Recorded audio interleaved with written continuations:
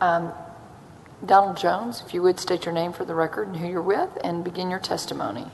Yes, ma'am. My name is Donald Jones. I'm here to support my wife on the 2129 bill and also the 2089 bill.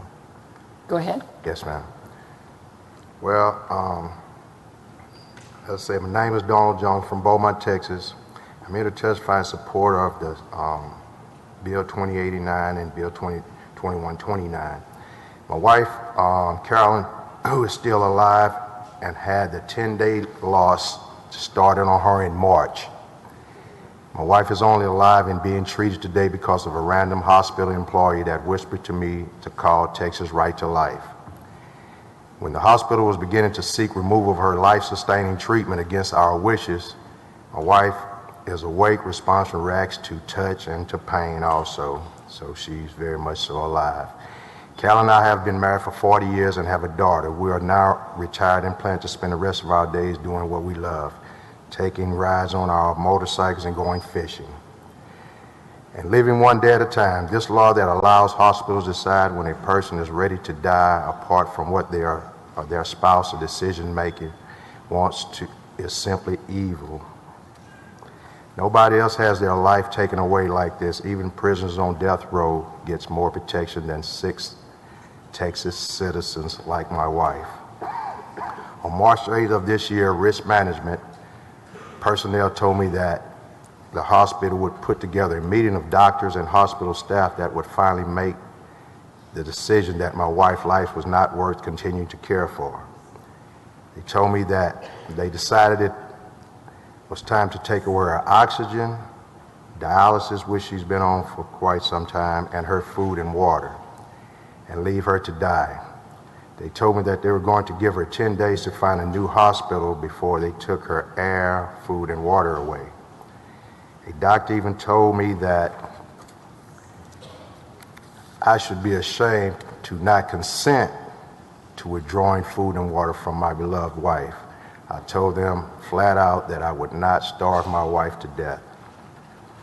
When the hospital notified me of the second ethics committee meeting, I contacted Texas Right to Life, who sent me 2 of their pro bono attorneys.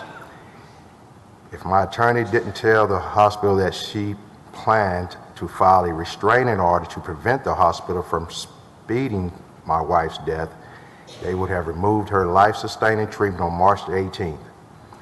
That means she would have died on March the 18th. Now, however, since I was fortunate enough to find the willing attorneys to assist me, the hospital decided to allow me time to apply for another source of insurance and assisting with finding an appropriate care facility to transfer her to. In fact, they even bought a new doctor to work with my wife on weaning her from the ventilator that they had to put her on due to human medical, I guess you say, problems that occurred.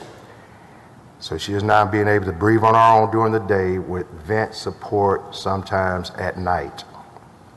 What is important to note is that even though right now the hospital has agreed to continue treating my wife for the time being, current law allows them to start the 10-day countdown at any point. My lawyers tell me that the hospital can do this without any further meetings or processes in the statute. So you see, I have a very vested interest in the outcome of these bills. Thank you, Mr. Jones. Due to time restraints, if you would finish your last thought.